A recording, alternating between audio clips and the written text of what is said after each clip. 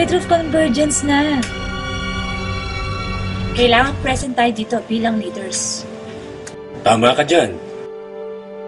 Dapat malaman ng lahat. This coming July na ito, walang makakahadlang dito.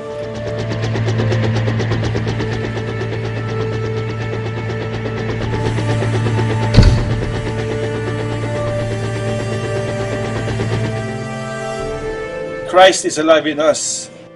Kaya natin nagagawa ito sa biyaya ni God. More faith group pa. Yung armor of God, kailangan natin yun. Ikaw absent sa Convergence. Sama mo lahat, faith group mo. Do not forget, pare, ha? Okay, pare. Sige. Keep online. Kailangan nating sumuporta sa event na ito. Tama ka dyan.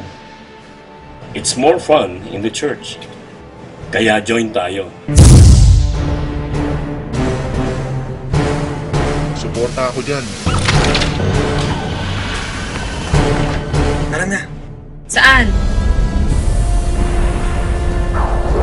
Sa Faith Center Imos! July 27.